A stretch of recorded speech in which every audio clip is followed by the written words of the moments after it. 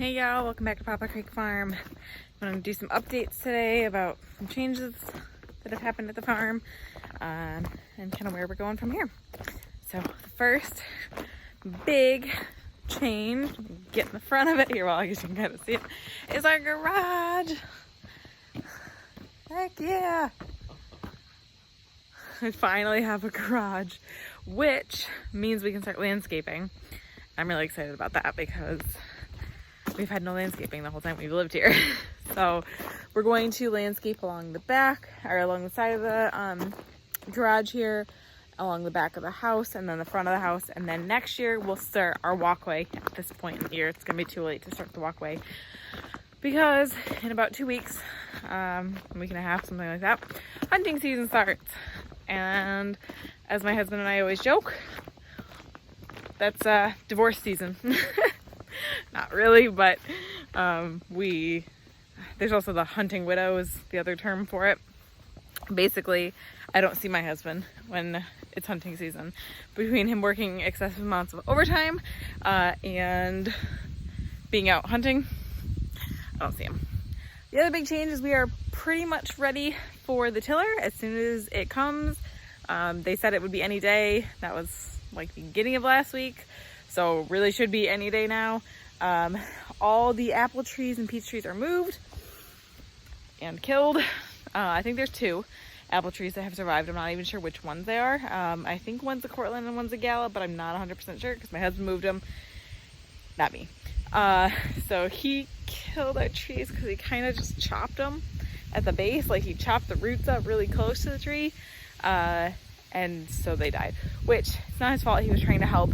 So, you know, it is what it is. I'm not mad. I was upset initially just because of the loss of all the trees, and it sets us back a little bit, but it's not a huge loss. It is what it is. So they're all moved. I do have to move the cranberry bushes. I'm going to move them back a little bit further.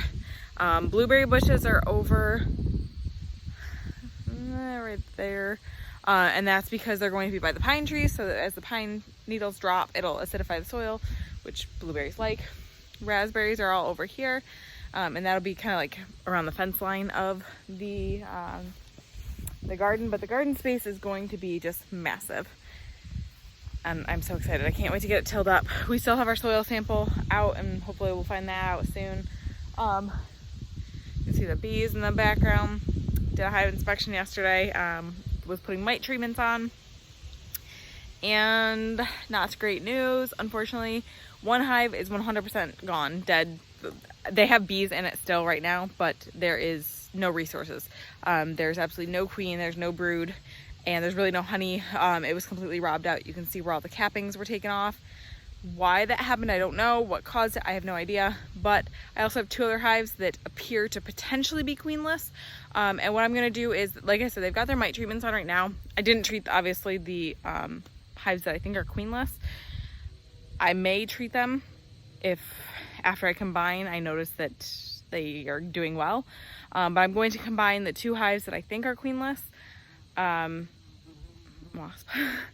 And that one that is totally gone, I'm just leaving. Once they've all died, I will, I'll probably do it in the spring. It'll probably be springtime. I'm not going to winterize it, obviously, but in spring, I will clean out the hive, and that equipment I'll just use for a split. There's no appearance of any diseases or anything like that. And I actually probably should clear it out before winter so that we don't have wax moths, because I have seen some wax moth larvae, and obviously that's dangerous for them. But I definitely lost at least 1 hive, potentially 3. Just sad. Yeah, it's upsetting when I lose hives.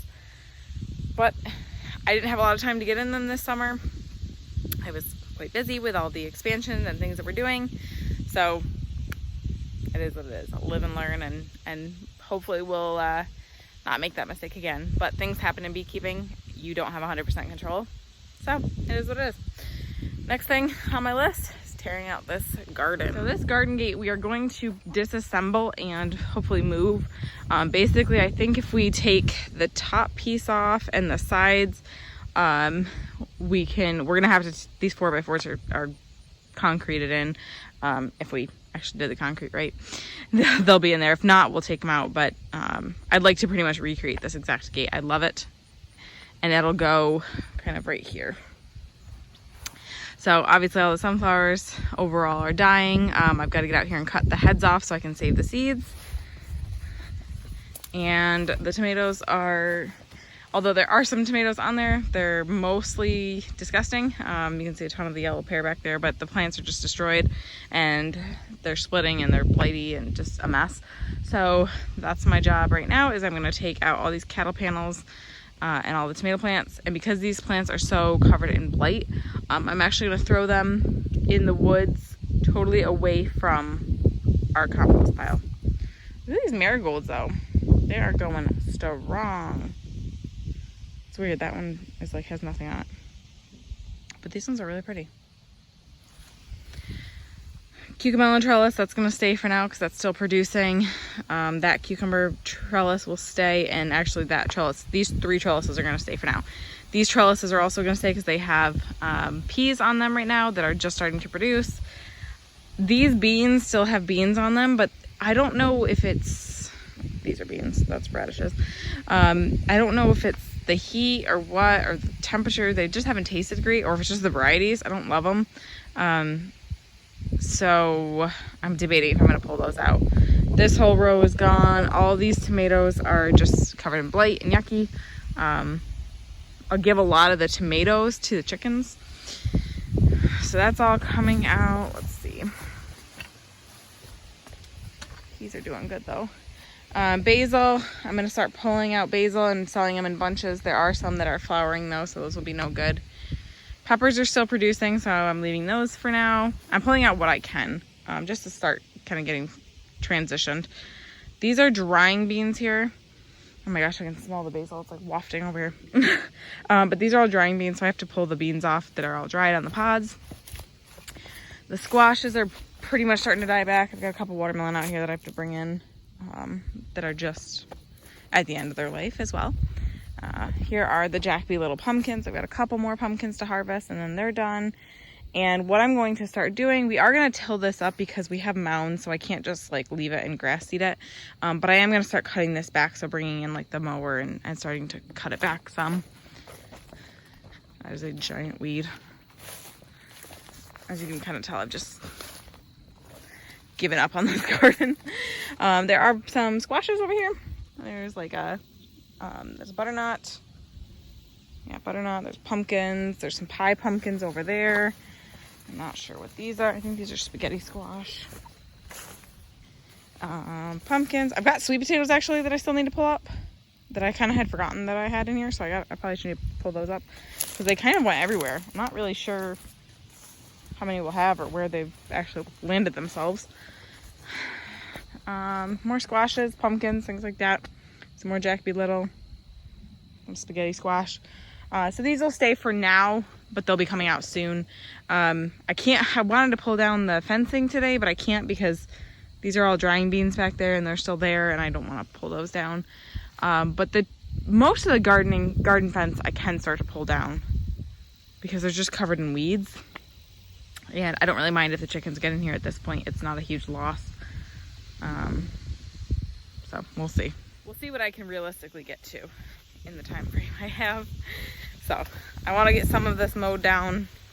I definitely want to get these trellises out and we'll go from there.